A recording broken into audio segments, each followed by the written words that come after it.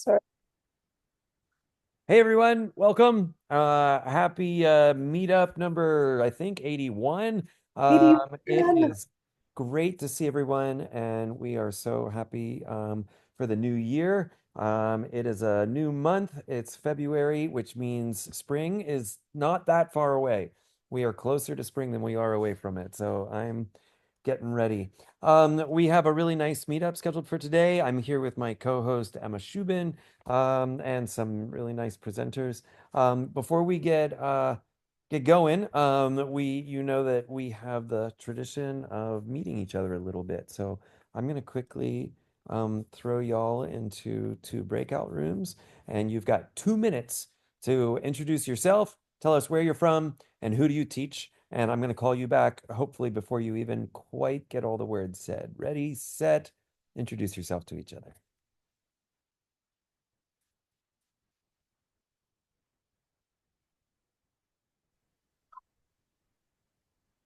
Oh, everybody is coming back still. It'll be 30 more seconds. I'm going to pause this recording. All right. We've got the crowd back. I hope you had a chance to say hi just a teeny bit. Um, Emma, do you want to offer any of these announcements or do you want me to jump ahead with that?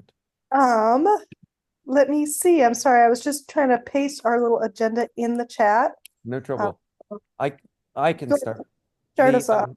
if you've got that going. So we want to remind everybody just before we get to the our guests today that all of the VDM dates are in our um, are available at our website. So if you go to the website, there are two things we want to encourage everybody to do. One is to join the mailing list so that you are aware of what's coming up, and two is to subscribe to the calendar so that you not only know when the events are, but the calendar itself will convert the dates and times into your time zone. So you can avoid doing any math and you don't have to worry about, missing daylight savings time or something like that. If you subscribe to the calendar, it all just flows in your time zone, which is very helpful for me. I can promise you that. We have a number of exciting classes coming up.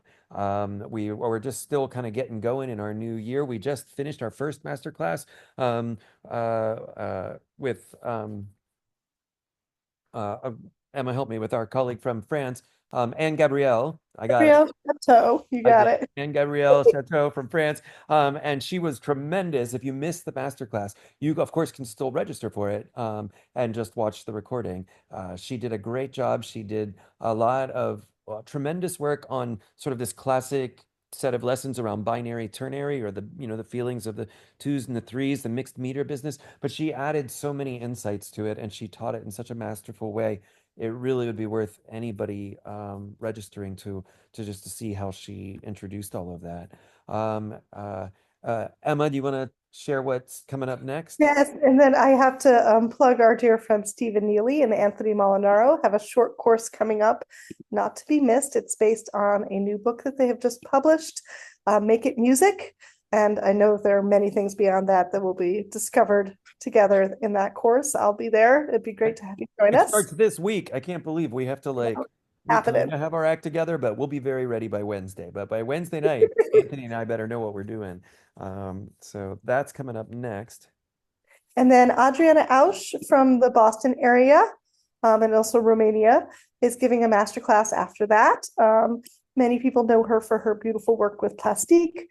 She's a staple of the New England Boston scene for Dalcroze, and she's a delight, not to be missed. And her work with pedagogy is beautiful. You'll learn a lot, super creative, and her improvisation is gorgeous. I don't know exactly everything she has in store, but it'll be worth it for sure. And then after that, we have Ruth Alperson, who's going to be doing a short course. Fumika Honda Bauer will also be joining us for a masterclass. And then Francoise Lombard, our very own Francoise, will be doing a short course, and you just don't want to miss it. So there's so much. Ruth Alperson will be working with children. She's actually making recordings now of her teaching with some live children's classes, and then she'll be curating those recordings to share examples of exercises. So if you're looking for very like hands-on practical work for elementary age, students. Ruth Alperson is considered one of the greats here in the United States.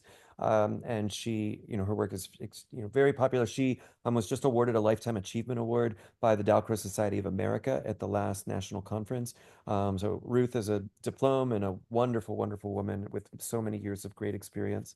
And then Fumiko Honda Bauer, who maybe you are aware of or not. Fumiko grew up in Japan, has been living in the States for many years. Did her early Dalcroze training at Carnegie Mellon. We're extra excited about featuring her.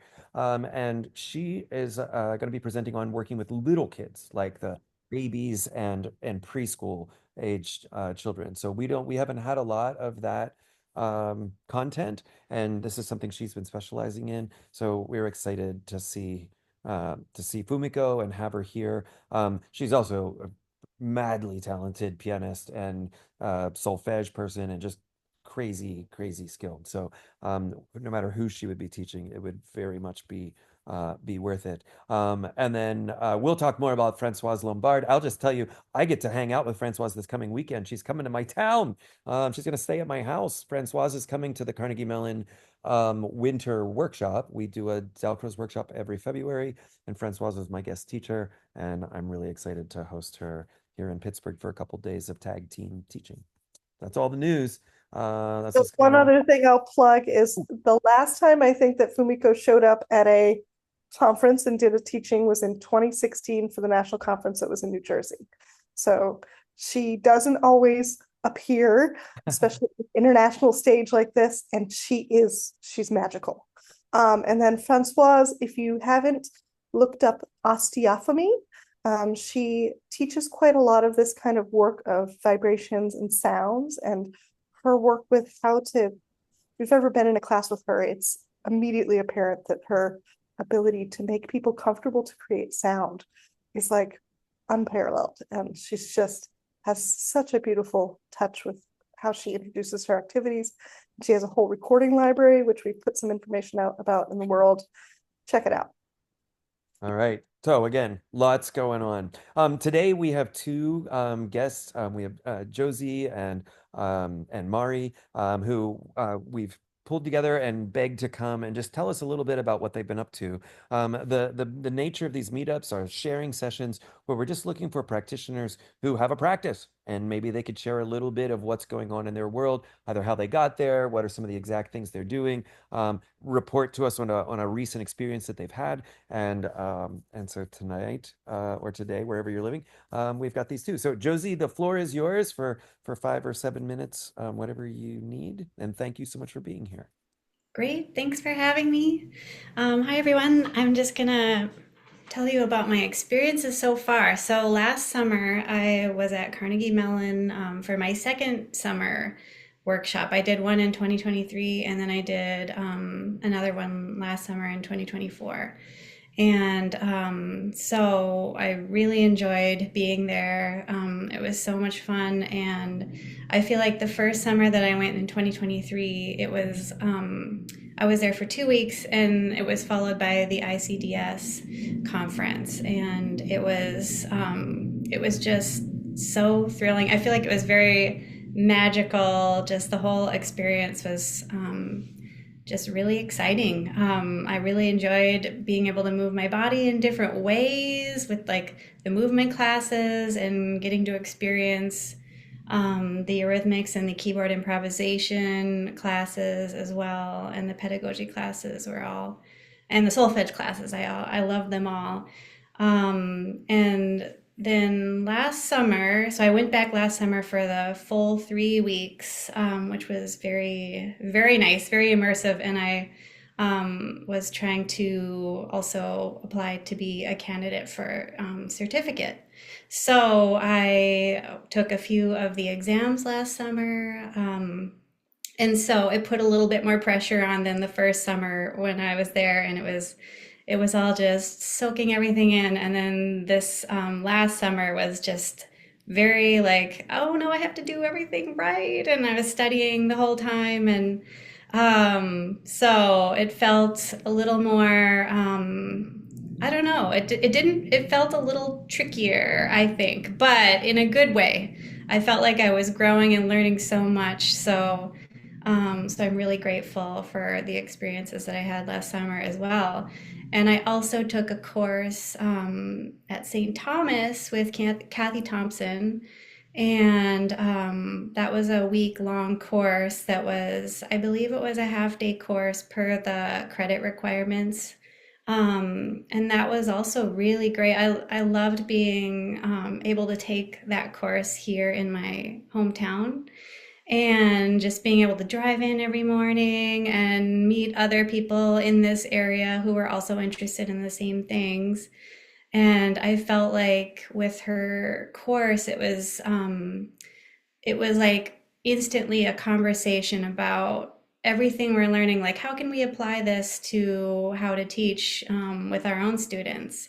And I think there were maybe only like 5 or 6 people in the class. And so it felt like we were all having this conversation through the whole week about different ways we could teach this specific method.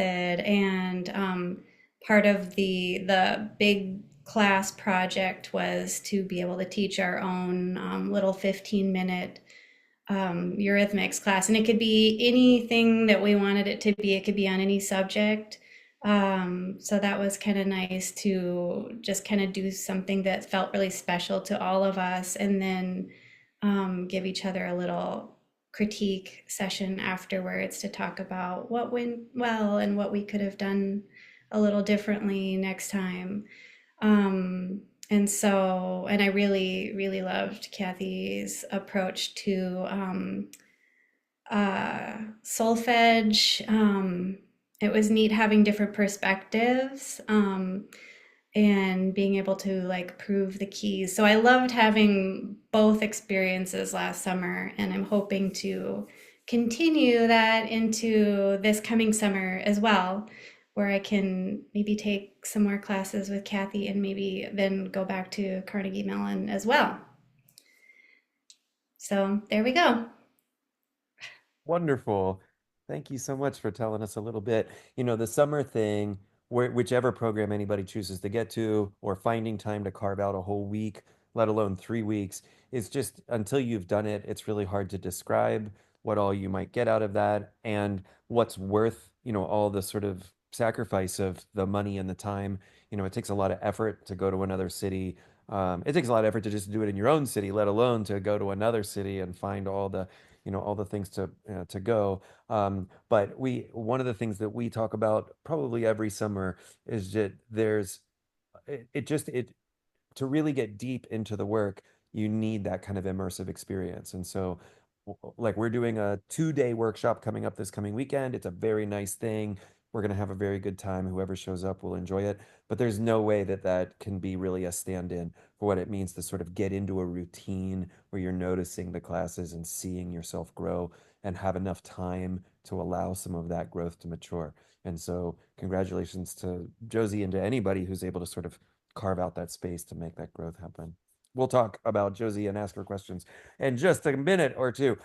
We have I'm gonna yeah. say one quick little thing. I'll put it in the chat when we're done hearing about Mari, but there is some scholarships available through the Velcro Society of America. And I just saw them reminding people that those are due soon. And that is to support people training, and particularly if you haven't trained before. And it's not limited to anybody in particular. So if there's some of us who are a little less young in this work can also apply to go and work on post-license stuff, et cetera, et cetera. So there's lots of great opportunities out there. Okay.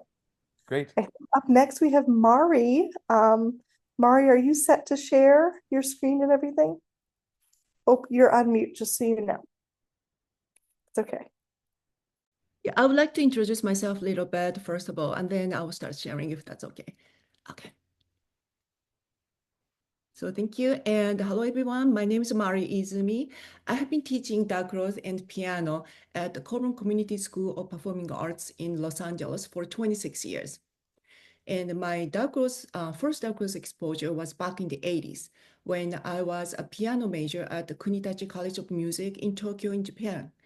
And I was fortunate enough to experience Dacros classes taught by Professor Mabuchi, who was a Dacros diplomat.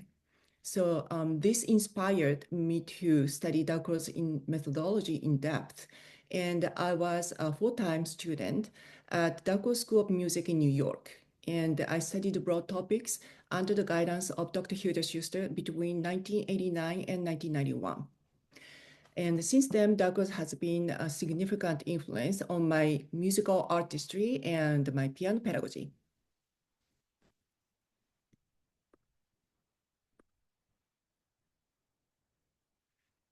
So when I first taught the classes at Coburn, there were no Dalcroze classes. And I introduced Dalcroze in the early childhood department. And from there, I gradually expanded the program to be accessible to older students. And I'm currently offering Dalcroze classes for all levels, from 5 to 6-year-olds who are about to start instrumental lesson through teenage advanced students. They are all instrumentalists and mostly pianists and violinists.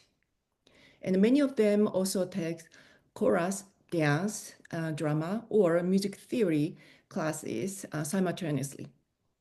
And because of broad range of applicable age groups, Dalcroze is now part of the music theory department.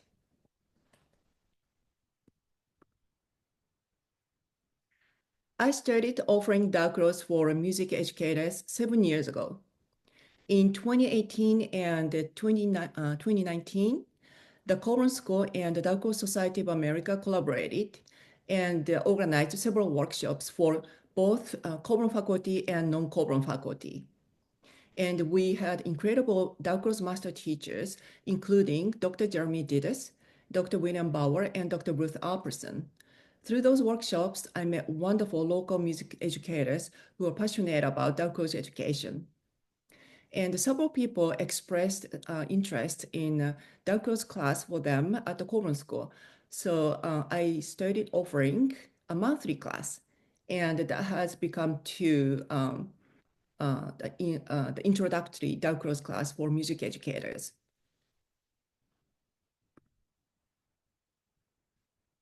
And over the course of their studies, some of them started to be interested in pursuing Dalcroze teacher training.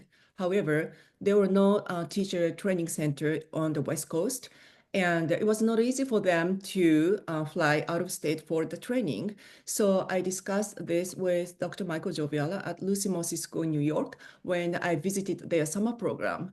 And since then, we have been collaborating, and Dr. Joviala has been guiding me through the process of establishing a teacher training center.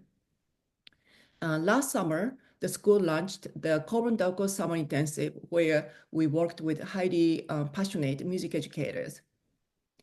And after the 2024 summer program, I added the classes to for those who are interested in continuing in-person Dalcroze class during the academic year. So I'm currently offering 3 courses for professional development. And it has been truly motivating for me to work with people who are enthusiastic about Dalcroze education. They are talented musicians and artistic, collaborative, and supportive of each other. And this year, I'm pleased to announce that 2025 Coburn Dalcroze Summer Intensive will be held from June 19th through June 27th. This is a consecutive 9-day program. And once again, Dr. Joviala will be overseeing the program as a diplomate, and I'm a program director and finalizing all the details with the school. We also have a special guest artist, Cynthia Lilly, from the Lucy Mossy School in New York. And Cynthia is a master teacher with extensive experience in teacher training. It has been truly exciting for me to work with everyone and then to be involved in the development of Dalcroze education in Southern California. Thank you very much for listening, and I'll hand things back to Emma or Stephen. Thank you so much, Mari. It's so exciting to hear about new opportunities coming, especially for the West Coast, and we hope that everyone is safe and healthy in your neck of the woods. And wow, it's amazing that that there's so much growth happening there. I'm going to put the scholarship information that I found on the DSA website for this program and any others. As Mari mentioned, there's some really interesting collaborations happening across the US regarding being on similar curriculum wavelengths. And so they call this, Stephen, you can correct me if I'm wrong, this is the T-squared programming, so that there's a kind of a passport of such or of sorts between training programs, so that if you train one place one summer, you know that even if you go and visit another place, which we always encourage, lots of exposure to different types of teachers and trainings, that you'll get a similar through composed organization of your certificate level training. And that can look, of course, really different depending on the school, because everybody approaches that curriculum differently, but that we have similar goals in mind when we talk about what that level of training is. Okay, Stephen really knows more about this though, so I'll stop myself there. So I think what's really nice about these two presentations, and what I mean, the number of things in common, or that we can maybe be talking about today, is something about what about teacher training, what about these sort of special, more intensive opportunities, which of course not only happen in the States. There's kind of 5, 6, maybe 7 crowds here in the States, different places where you can do different versions of that. And then we know that there's a beautiful group of teachers between Canada and England, which Jacqueline Van, who's with us today, is a part of. And then there's crowds in Italy, and there's a crowd in Geneva, of course, and Gabrielle Chateau is part of the France Geneva crowd, who was, and she helped serve on some of those committees and testing groups over there. So there's some really nice things going on all around, and we want to encourage everybody to kind of think about reaching out and seeing what might fit into your life. Was there anything mentioned in either of these, either what Josie or what Mari is offering, that gave anybody a question or something that you'd like to comment, either specifically about them or just about the practice in general? And it wouldn't have to be about teacher training exactly. Yeah, Marlies. Yes, you can hear me now. Yes. Yes. Josie, I was just wondering, I didn't understand all of your story, so maybe you already told, but could you describe for me? You are so enthusiastic. It's nice to hear you talking so with enthusiasm about getting involved in Dalcroze, as I have understood. What has been the biggest impact on you about meeting this Dalcroze? Because if I understood well, it's quite new to you, or not? Yes, it is quite new to me. I had a professor in college when I was in my undergrad who had been licensed at Carnegie Mellon. And so she would incorporate Dalcroze into a lot of the stuff that we would be doing with her. And I was always curious and intrigued. And so then I think it was in 2019 maybe, or 2020, January, when I finally, many years after I graduated, when I finally Googled Minneapolis Dalcroze, like just to see if there was anything I could maybe explore in town. And so I found Emma Shubin's class. She was having a class here in Minneapolis, Minnesota. So that was kind of how I first became even more introduced and intrigued by Dalcroze. And what really draws me to it is just like the whole body connection. I just feel like it makes so much sense, and I love how it's so intuitive, and it just helps music to flow so much better when you're using your body.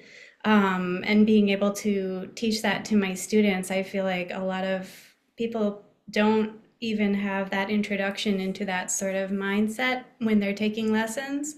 So every time I incorporate it into my lessons, I feel like it's just an instant fix almost for all of our problems. So that's why I really love it. I just feel like it just makes so much sense, and Yeah. And then so Emma was the one that recommended the Carnegie Mellon workshop to me when I had reached out to her to see what should I do next? Where should I go? And she recommended the Carnegie Mellon workshop in 2023. And what is your profession, or which instrument are you teaching? Or I teach piano lessons. So I got my bachelor's in piano performance and graduated in 2006. And so I have been teaching piano lessons ever since. And and I also teach a little bit of accordion lessons, and I also run a music school. I opened a music school here in Minneapolis in 2011, and so it's kind of my goal to be able to get some bigger group classes going in Del Croze Eurythmics. So hopefully I can get everybody at the school moving to the music. thank you. Good. The Carnegie Mellon's name has been said a couple times, which is appropriate because Carnegie Mellon is part of one of the hosts of the VDM, one of the sponsor friend hosts of the VDM, and that's where I'm at. That's my school, and so we are really proud of the work that happens there. This coming summer is our 50th summer. It's the longest running continuous program in the States, and I'm sure one of the longest in the world. But there are a number of other really wonderful teachers all over our country and all over the world, and we're really happy to see anybody hunting out teaching anywhere near you or in any place that looks exciting. So Jeremy's name has been said. I know the work that what Mari is showing us is Mari is tremendous, as well as many of the teachers that she mentioned coming with her, Michael and Cynthia, and I think you said Jeremy was there at one point. Ruth Apperson. Yes, and Ruth, oh my goodness. And so we have uh and there's work going on in Boston, and there's work in New York City, and there's work in the Dalcroze School of the Rockies went to Texas, and now I think it's going to be at Oberlin this coming year. Jeremy's work. So there's all sorts of great people doing good work. And just as Emma said, Carnegie Mellon very much encourages its students and friends to meet as many teachers as you possibly can. One of the reasons that I'm bringing in Francoise Lombard to Carnegie Mellon this coming weekend is for my undergraduate students to have a chance to meet somebody that isn't me. Because so far they've only ever met me. And so they don't know the difference between Neely and Dalcroze, and getting anybody in is such a huge benefit to their education. And Francoise will be amazing. Um, uh, anybody else have another thought before I take over? Things you're thinking about? Mari, will you talk with us a little bit about reaching out to the music ed community? I assume those teachers are teachers in the schools, or am I wrong about that? And how were you able to reach out to them? How many have come? Have there been any sort of it can be a slightly different mindset what it means to be teaching in the public school general music classroom, or whichever of their classrooms it is, versus something where you have a little more control over my own private studio, or and maybe in Josie's case, she runs the school, it's her school, she can do whatever she wants, and she doesn't have to worry about schedules, and she doesn't have to worry about all sorts of stuff. So is there any things to talk about what have been the challenges and the excitements of working with people in the schools? Yes, so I have mixed groups. So some of them have their own piano studios, and some of them are public school teachers. And public teacher school teachers always share their challenges, to teach so many students in a classroom, and then a space issue, and then everything. But they are very enthusiastic, and they try to incorporate the growth approach in their teaching. And I think the how I met with them, I think that was back in 2018 and 2019 when I organized the workshops, back then with Jeremy Dides and Bill Bauer and Ruth Apperson. So those workshops, initially that was designed for only Colburn faculty, and then we expanded so that we invited, I think the school reached out to the public school district. And then we were able to invite non-Colburn faculty as well. So some of them already were familiar with Douglas approach, and they were so excited. And then they said they couldn't wait to attend this workshop. And then that was only once. So that's why they said, okay, we would like to continue this study, and then how can I continue locally? So I think that was the beginning. Mhm. Very good. Yeah, the whole idea of how to pull in new ideas, new names, new classrooms, new different instrument studios, working with orchestras or bands or choirs, in addition to, well, let me say it differently. One of the common groups that a lot of our colleagues work with are children in group settings, which of course is tremendous work, so valuable, so important, so life-changing, I really believe. There have been some other, I mean, there's different hurdles to getting into those classrooms. And then there's, groups of working with adults or working with teenagers or working with, in different kinds of ensemble settings. And so we're always just trying to think, we love to bring in anybody who's telling us how they're finding success in any place. I just did a workshop, an in-service with the Pittsburgh Public music teachers, and the district organizes in-service events a couple times a year, and I just had the opportunity to go in and work with a whole bunch of the Pittsburgh Public teachers. And I don't know what it's like in your hometowns, but the Pittsburgh Public school teachers always come in a little bit cautious. And I taught in those schools for a lot of years, and I know at least part of the caution is just, what are these goofy administrators making me do now? Most of the time, most of those in-services felt like a waste, and it's just like, if you could have just given me the day off and I'd have been just as fine, or let me teach and I'll be fine, but you're gonna make me go do this stuff. And so I had to work really hard for 5, 8 minutes. And once we got over the opening 5 or 8 minutes and over their sort of skepticism about who's this weird dude who took his shoes off. Once we got over that, it got easier and easier and easier as we went. And there's so much desire, honestly, in those classes for new ideas, for novel ideas, for ways to make things feel uh, rewarding with the kids. It was a really open crowd. And then I think one of the special things about the Dark Rose approach is we don't just share what to teach children, or we don't share what to teach.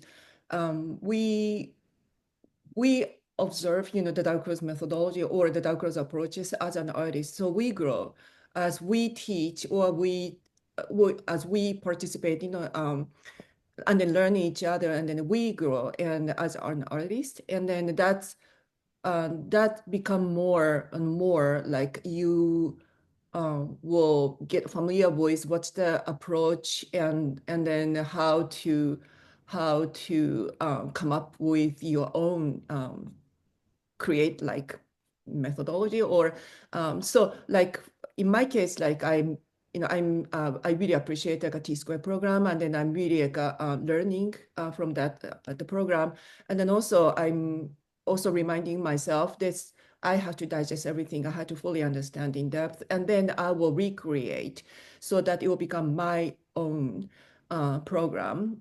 Just like when you learn the repertoire, you don't just focus on just playing the correct notes. And we have to digest everything, and then it has to come out from yourself as your own music. That's why it will become convincing, musically convincing. So I think that's happening for the Dark Rose as well. It's so well stated, Mari. Thank you for that.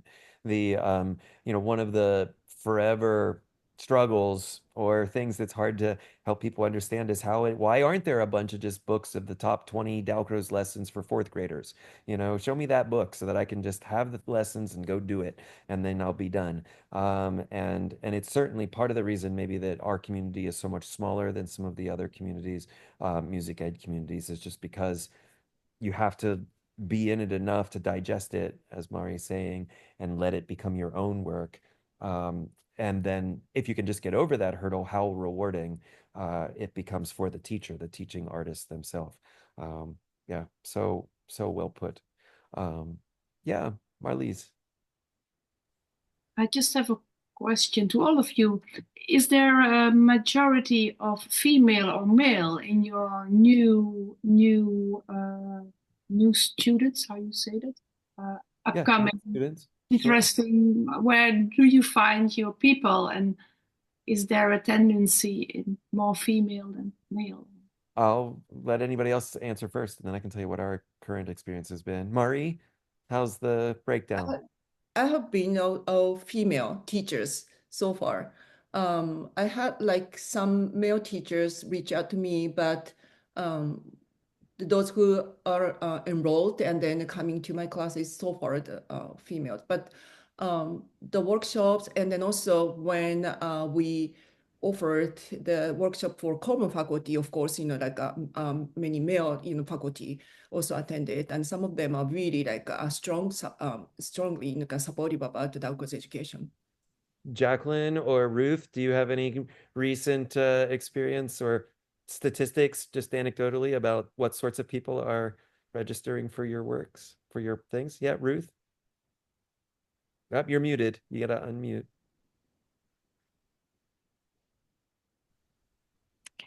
Yeah, it's a good question. The first impulse I had was to say, look around right here. But we know that for, decades, even more, women were the ones who were teaching.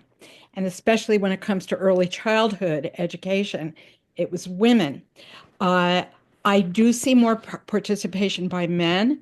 And, we have, I think the majority of the heads of programs now are male. And I'm hoping that that will attract more men to the Dalcroze work. I mean, Stephen is the head of the program at Carnegie Mellon. Jeremy is the head of the program in Texas. And he's been doing, before that, he was the head of a large program in Colorado. And Michael Joviala is the head of the program at the Lucy Moses School. Jack Stevenson runs a program. So right now, in terms of heads of programs, we have more men doing that work, and it's nice to see a shift. I mean, there are mostly women, however, in the body, but I think, Stephen, do you find there are more men coming to these courses? I think the trend of mostly women is still the trend.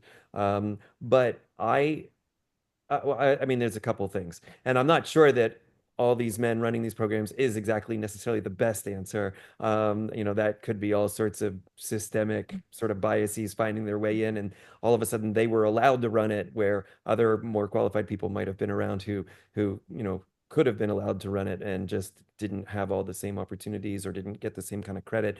Marta Sanchez, who was my primary teacher, I mean, she ran our program for 40 years. She was a very strong woman and outstanding musician.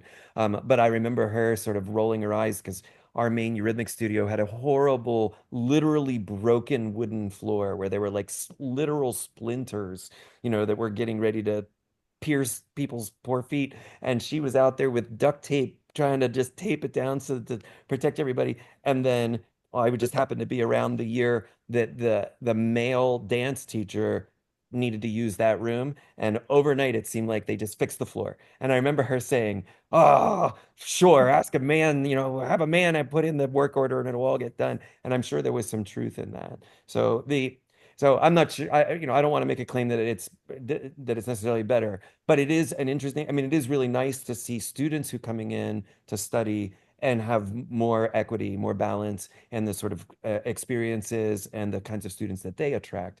And so I think I bet that I am able to have some benefit of attracting a couple more guys just because they see a guy.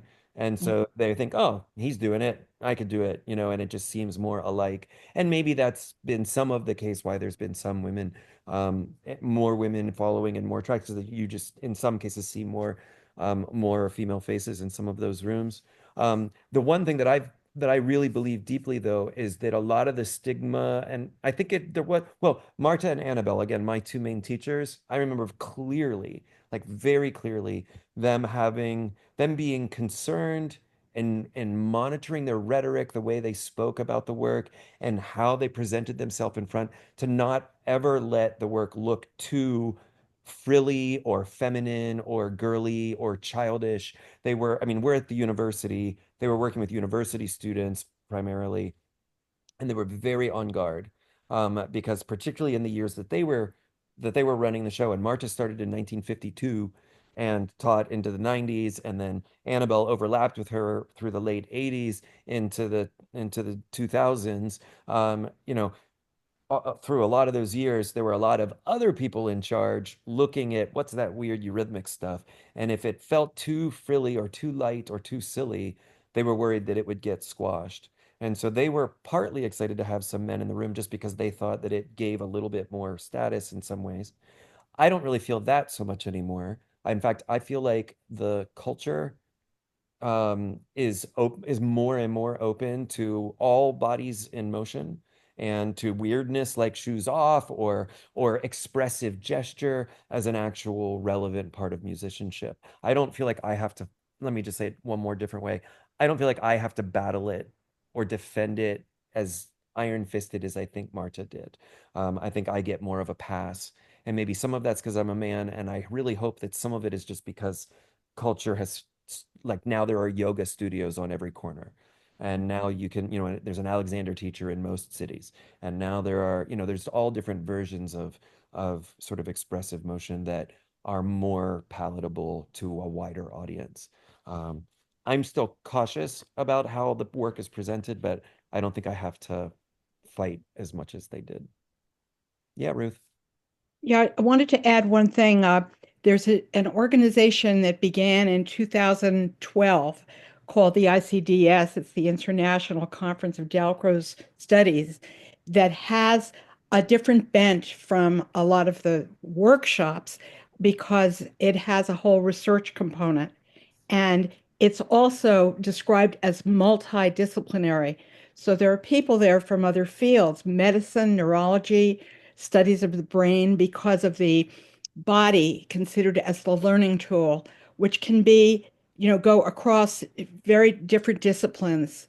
Um, and I do have to add, we have a very distinguished person here among us, that's Selma Odom, who's a fabulous writer and researcher.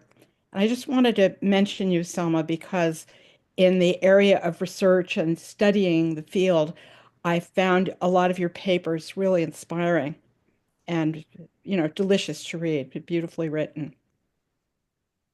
So glad to see you.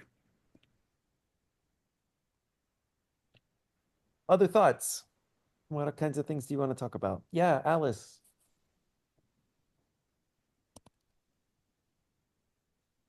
Wait, Alice, you're muted. Do the same thing. Okay. I think I'm back. So nice to see all of you and so many wonderful teachers here. I was going to ask for something a little bit different. I seem to have spent a lot of my teaching career in what I would call Dalcroze deserts. I first lived in Glasgow in Scotland, where I discovered Dalcroze. It was just mentioned in a throwaway remark by a music education professor, but he didn't know anything about it. And so I had to go down to London, where I was so fortunate to have my first introduction to it be from Elizabeth van der Spar. And I was completely won over immediately.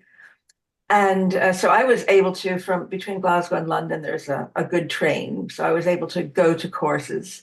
And then when I visited my parents in New York, I went to courses, just a couple at Columbia. I think it was at Columbia with Bob Abramson. So I was very fortunate. And now I live in San Francisco, and there are a few of us who are aging, who were Dalcroze trained. One, Chris Della Pietra, is basically teaches instrumental music. He doesn't have the opportunity to use his Dalcroze training. And Luis Vallota is long retired, and so has and Yuriko has just recently retired. And I recently retired. So what I'm proposing, what I would hope, is that there was a fund not only for people who wish to go to courses, but to actually, I could probably persuade, for instance, the Crowden School, which knows about Dalcroze, to host a workshop but they wouldn't be able to fund the cost of bringing in teachers, such as Ruth and the many other wonderful people that Mari was talking about, to give a course. And so I'm wondering, in addition to scholarships for individual teachers, if there could be a scholarship for perhaps individual cities that don't have the means to fund it, or they don't have the influence to fund it themselves, so that we could, because I know a lot of individual teachers who would go if it didn't mean going across the country or traveling hundreds of miles. Yeah. Alice, I think Stephen's Yes. about to jump in and say the same thing. That fund does exist with the Dalcroze Society of America. They do have some seed money available, and I mean, so kindly have hosted me in the past, and we know that there's lots of interest there. I don't think you'll have any problem getting people in the room, which is amazing. And there is some seed money for that, just that And sort I of. forgot to mention you, Emma. People You don't adored have to mention. your workshop. Uh, At that time, we had as our director of visual and performing arts was a musician, and so he appreciated the Dalcroze and what you did and what a few of us, the rest of us, had done. Now the person who heads the department is an economist, so he doesn't know anything about Dalcroze, has never heard of it, and is not interested. So I've spoken to him. He's not. But we do have other possibilities of getting teachers interested. And so the Crowden School, some of you may have heard of, is a wonderful music school, and they, I'm sure, could be persuaded to host, not all the expenses of bringing people in from afar, but I think that they could be persuaded to host it. So it's good to know about that, Emma. If you can even just send me a message as to how to get in touch with that. And also the address. I've been invited to give a couple of workshops here in the Bay Area, now at San Jose State. So I'll do that. I'm not teaching anymore because, well, I won't go into my personal circumstances, but it would be good to give them an address and a list. I know we have a wonderful website, but just to say, this is where you go if you'd like to join. I would say, first of all, join the Dalcroze Society. And secondly, find out more, watch the videos, and hopefully let's get a workshop going. Yeah, so just so that everybody's clear, and particularly anybody who's new to these meetups, in the United States, there's a couple different crowds. There are individual training centers, like Mari has, and like we have at Carnegie Mellon, and like, Jeremy and, at Boston and etc. So each of those are individual training centers. Then there is a Dalcroze Society of America, which is the United States, and somewhat North American, crowd of interested Dalcrozians. And they host a conference every 2 years, and they put out a journal, and they have a blog, and they have some seed money to encourage people to get excited about the work. Separate from the DSA, the Dalcroze Society of America, and in partnership, but separate from Carnegie Mellon's Dalcroze Training Center, is the virtual Dalcroze Meetup, which is who is organizing these and organizing all of the master classes and short courses that we mentioned at the very beginning. And the VDM strives really hard to be an international community, and we don't or we haven't ever sponsored or done any kind of in-person teaching through the VDM. The whole point of the VDM is virtual Dalcroze Meetup, just as a way to sort of overcome some of the hurdles of plane tickets and the cost of everything. Obviously, the meetup today is free. So we have friends who come in from all over who, in many cases, don't have a lot of budget and are able to at least get something going in the meantime while they, are trying to figure out how to buy the next plane ticket to get somewhere. And then outside of that, there's other international bodies that are also offering, education or opportunities. And so there's a handful of different things. In the United States, the Dalcroze Society of America is interested in sponsoring communities in the United States. And so if there's a local host who convinces them that, hey, I'm pretty sure I could get together a nice crowd of individuals who would want to come and do this teaching, then they then there's a good conversation to have there. And then it was also noted in the chat, of course, the ICDS, which I'm a member of. I'm a part of the team. So is Ruth. So is Emma. Selma's had a big role in the ICDS, and that's the International Conference of Dalcroze Studies, which does include some teaching, no teacher training, but some you can just take some classes while you're there. But it's mostly a idea exchange forum where people from all sorts of walks of life, all different kinds of people who bump into the Dalcroze ideas get a chance to overlap and just share what they've been working on. So many teachers, many studio teachers, many group class teachers, but also people in medical fields and therapy fields and athletics and different kinds of scientific spaces and theorists and philosophers and historians and all sorts of people come together to present at ICDS. And the next one of those is in Emma's town right now in Luxembourg this July. And I'll be there, and Emma will be there. And there's a great, great program being pulled together right now for the last week of July in Luxembourg. So maybe we'll see everybody there.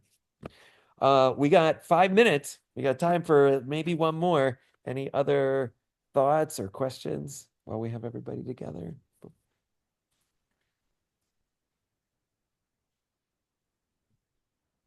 What sorts of things?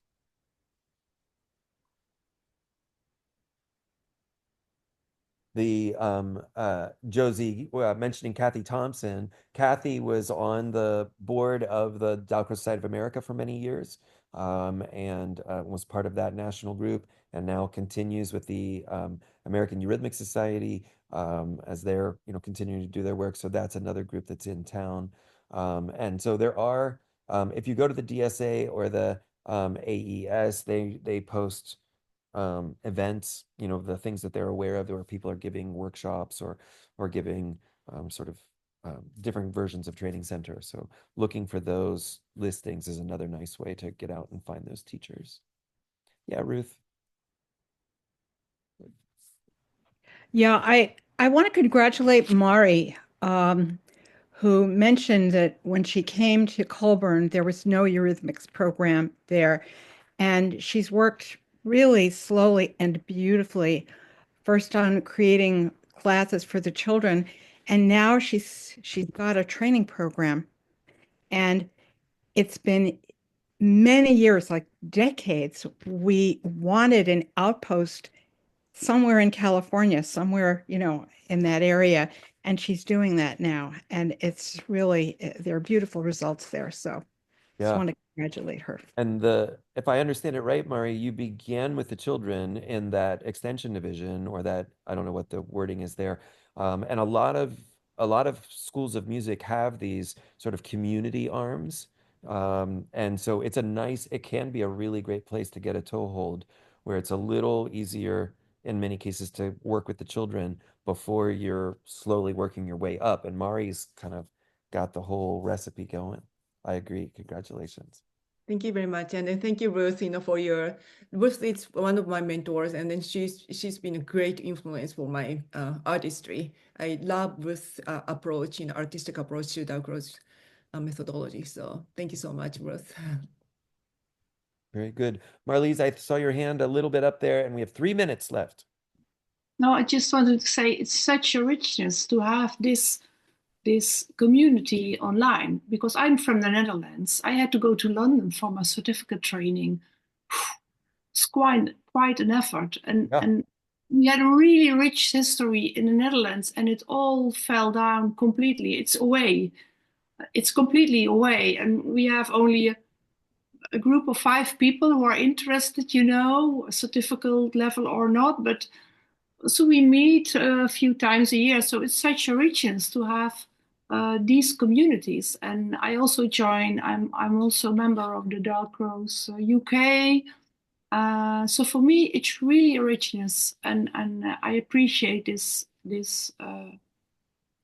culture of communicating.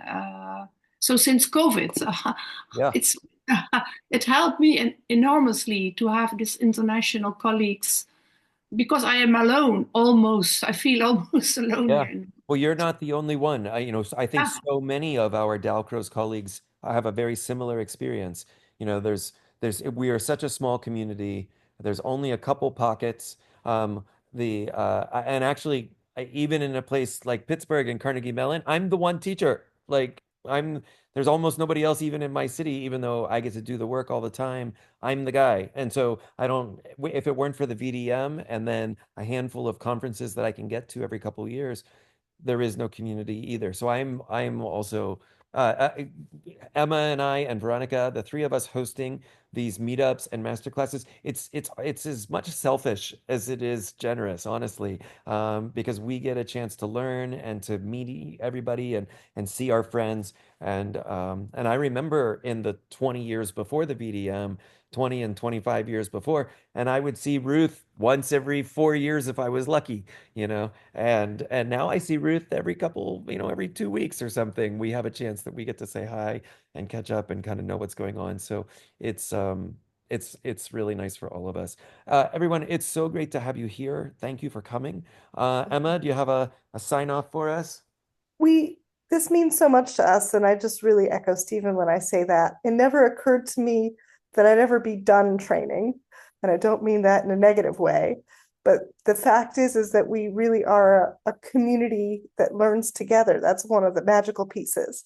And we're creative and inventive enough that we can do that on any platform. And so I just love that we get to be here and continue that. And it really feeds me, because it is lonely to try new things in spaces and in ways that maybe other people haven't thought of. And so you might find yourself feeling like what they call a lonely only in your little corner of the world. And so it's really special to realize that there are others out there who are working to find ways to experience music in the body and to give that experience to their community and to their students in their special way. And it supports me every time I'm here. So just thank you all. And we can't wait to see you next time.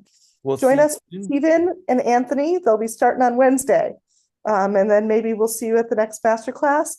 Give us a holler if you know anyone who hasn't ever had a chance to join us and needs a scholarship or some support. We are here to help. That's one of the things we really want to do and reach new people. And I hope I see you all in Luxembourg. You don't want to miss it. And it's only 2 hours away from Paris by train. So come join us. And we hope we'll see you soon. Thank you, everyone.